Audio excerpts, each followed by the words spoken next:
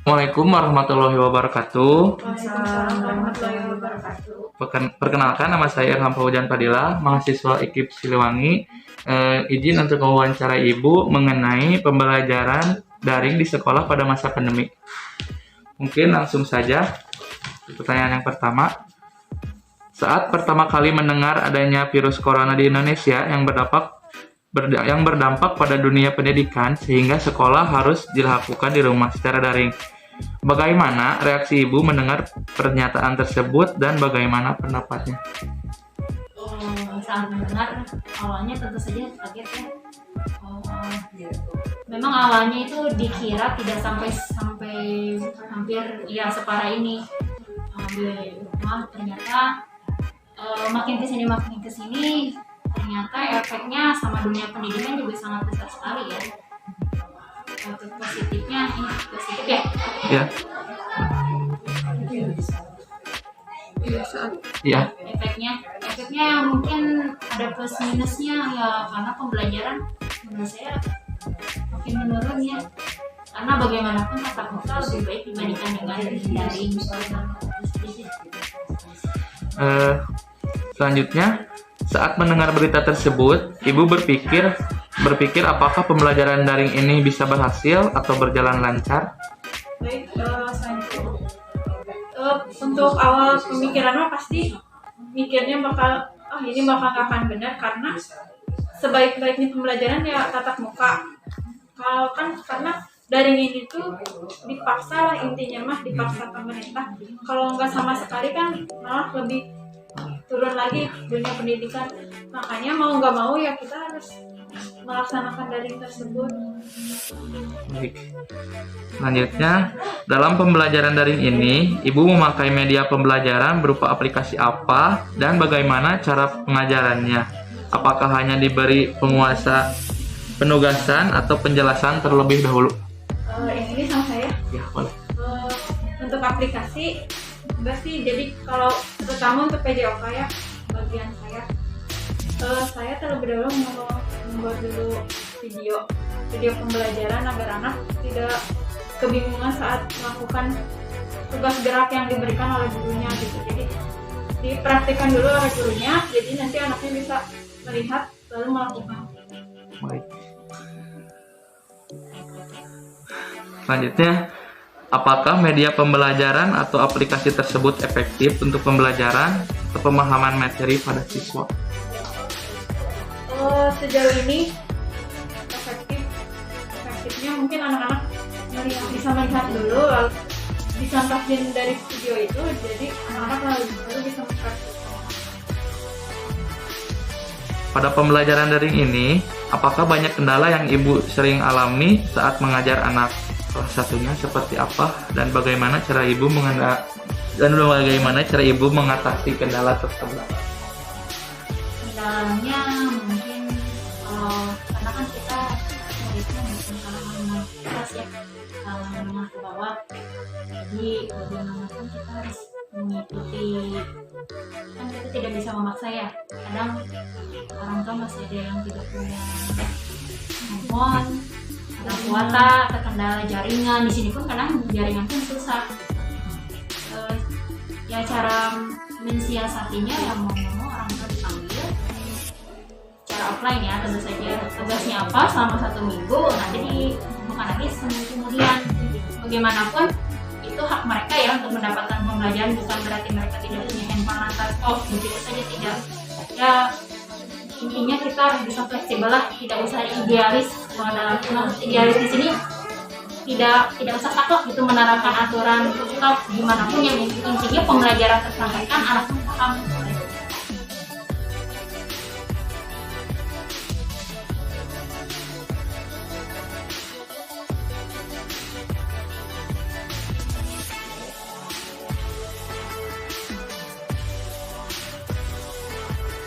Bagaimana cara Ibu untuk menciptakan pembelajaran yang menyenangkan tanpa bertatap muka dengan gurunya?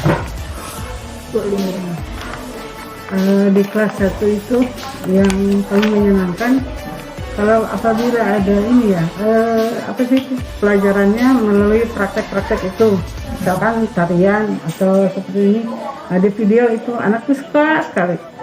Dengan cara apa memvideo pelajaran itu yang ada seperti tari-tarian gitu. Nah, itu kayak itu semangat gitu. Seperti dalam olahraga juga itu kan sering praktek-praktek, semangat sekali kalau melalui media itu, tapi pakai video dengan musik, dengan ada musiknya gitu. Nah itu. Bisa diulang apa tadi tuh pertanyaannya? Bagaimana cara ibu untuk menciptakan pembelajaran yang menyenangkan tanpa bertatap muka dengan gurunya? Sebenarnya banyak cara untuk mensiasati anak supaya misalkan tidak jenuh, tidak bosan selama pembelajaran daring dilakukan gitu kan. Yang pertama misalkan ada pembelajaran khususnya misalkan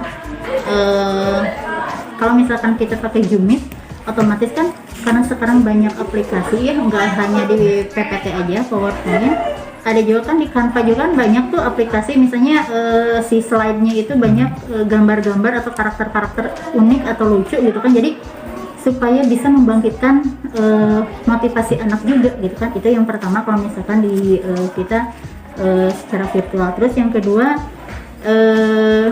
dengan cara misalkan kita kasih tugas ke anak, tapi tugasnya itu tidak terlalu memberatkan anak gitu kan. Jadi setiap harinya tuh pasti ada tugas, tapi tidak banyak gitu, tapi setidaknya continue lah gitu kan.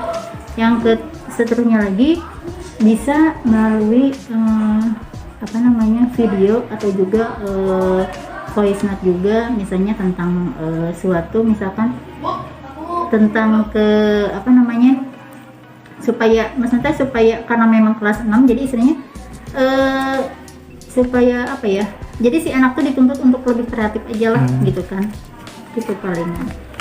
Selanjutnya, model atau strategi pembelajaran apa yang sering ibu gunakan dalam pembelajaran daring, dan menurut ibu model apa yang sangat cocok bagi pembelajaran daring?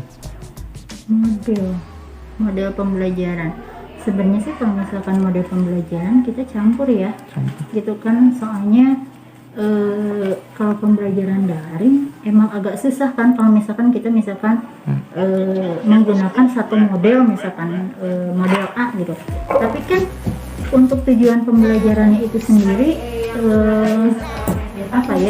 kadang tercapai kadang enggak gitu kan, soalnya kan istilahnya kita tidak tatap muka langsung gitu kan. Jadi untuk modelnya itu kadang kita lebih ke bervariasi aja lah, disesuaikan dengan kondisi dan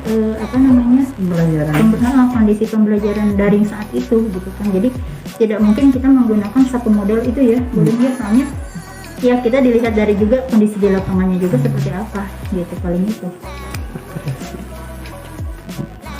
Ibu. Ini ya, kalau di kelas 1 itu paling ada permainan tebak kata. Itu sangat senang sekali ya, tebak kata ataupun permainan-permainan yang ada dalam buku paket dengan cara seperti belajar sambil bermain gitu. Nah, itu anak tuh sangat antusias sekali kalau sambil bermain itu dengan tebak-tebak kata gitu. Nah itu yang suka paling suka gitu, tebak-tebak kata, mencocokkan. Nah itu senang sekali itu di kelas 1. Selanjutnya, bagaimana teknik penilaian atau teknik pengumpulan tugas yang diberikan saat pembelajaran daring?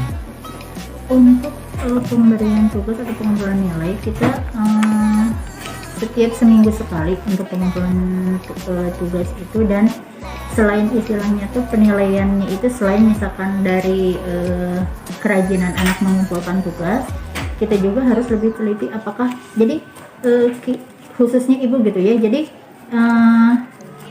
kita tuh harus benar-benar mengetahui apa memang betul itu tulisan anak atau enggak gitu kan, soalnya kan kadang misalnya gini, anak mah kan tulisannya pasti beda-beda, tapi kok ini mah tulisannya bagus itu. Jadi kita juga harus bisa melihat yang pertama dari situ penilaiannya, yang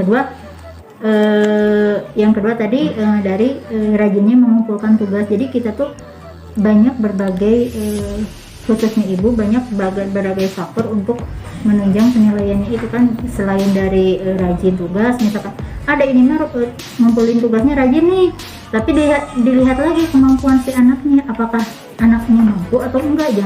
Jangan sampai gini, rajin mengumpulkan tugas tapi si tugasnya itu dikerjakan oleh orang lain. Nah jadi kan kita tidak bisa mengukur sampai sejauh mana kan kemampuan anak itu. Jadi ada beberapa teknik lah gitu, tapi itu juga kan tergantung kepada guru masing-masing ya. Tapi ini mah khususnya ibu, jadi selain dari rajin mengerjakan tugas, dilihat dari tulisannya juga. Jadi kita juga kadang face to face melalui misalkan video atau misalkan ini, tapi khusus gitu ke anaknya kita gitu. Misalkan anaknya nih kurang, tapi pengen tahu pas misalkan ditanyanya itu nah pas video call atau enggak pas pengumpulan tugas. Jadi kan kita bisa tahu nih gitu. Palingan gitu aja. Boleh nggak? Ya sama itu caranya Hampir sama gitu. Iya. Baik. Ya. Selanjutnya, apa saja kelebihan dan kekurangan pembelajaran daring ini? Kelebihan, kalau misalnya kelebihan, jujur ya bagi ibu, jadi bisa menggunakan berbagai aplikasi yang saat ini berkembang khususnya untuk belajar daring. Itu yang pertama. Yang kedua juga kita bisa jadi intinya si guru itu dituntut harus lebih kreatif gitu kan, supaya menciptakan pembelajaran anaknya itu tidak bosan. Yang jadi gimana caranya nih, melalui aplikasi apa atau misalkan gimana gitu kan. Terus kalau misalnya kelemahannya, yang pertama karena memang kita tidak bisa tatap muka, otomatis kita juga tidak bisa mengukur kemampuan si anak sampai sejauh mana. Itu yang pertama. Yang kedua, penilaiannya juga sama kan, kita agak ribet gitu kan. Seminggu misalnya kita memang misalkan tiap hari anak mengumpulkan tugas, bisa dilihat, oh iya meriksa di HP gini kirimin. Tapi kan secara fisiknya kita kan istilahnya agak menumpuk juga gitu kan pekerjaan yang namanya 1 minggu sekali dikumpulkan. Jadi itu kelemahannya di situ juga ya. Jadi dalam 1 minggu itu kan berbagai, meskipun tema, tapi kan ada mata pelajaran yang parsialnya gitu kan. Jadi istilahnya tuh udah melihat tumpukannya banyak, jadi kadang kita juga ke gurunya juga belum apa-apa ngelihat tumpukannya aja itu udah gimana gitu kan. Itu jadi sebenarnya banyak ya kelemahannya, yang selanjutnya lagi tidak bisa melihat karakteristik si anak. Iya. Itu contohnya mungkin Apalagi di kelas 1, apalagi baru masuk langsung daring. daring, jadi belum tahu karakter anak satu persatu gitu ya. Dan Nah itu kemampuannya juga belum tahu kemampuan sebelumnya dari TK-nya gitu. Makanya ditanya, kalau dari TK memang sudah agak bisa ya mengenal huruf gitu. Ini yang enggak menulis juga kaku bisa. Kalau udah dari TK mah gampang Bu, itu udah di TK ya. Nah itu berarti kelemahan untuk kelas 1 belum bisa mengenal lebih ya karakter anak. Terus kalau kelas 1 seharusnya itu harus continue dalam belajar terus tiap hari, itu akan cepat mengingatnya dengan cepat. Ada latihan ya. Memang di situ juga ada, cuman kalau ketemu itu lebih beda signifikan. Kalau dengan tidak tatap muka tidak tatap muka itu agak ini kelemahannya kurang. Mungkin kalau misalkan di sekolah kan istilahnya itu misalkan si anak nih nggak bisa nulis ini, berarti kan ke guru nanti langsung kan dipraktekin, dikasih contoh gitu. Tapi kan kalau misalkan di rumah istilahnya itu kan ada mungkin bukan banyak, tapi ada orang tua yang udahlah biarin anak belajar sendiri, istilahnya tuh ada yang lepas tangan gitu kan, biarinlah udah ada gurunya. Tapi kan yang namanya anak yang maksudnya tuh kelas bawah itu kan masih perlu bimbingan terus gitu kan. Jangankan kelas bawah, sebenarnya kelas di atas juga sama gitu kan. Jadi tetap harus dipantau lah istilahnya tuh Iya, gitu. harus dekat kita. Makanya saya kalau menugaskan itu tidak luput dari kepada ayah bundanya, selalu membimbing anaknya di rumah. Karena apa?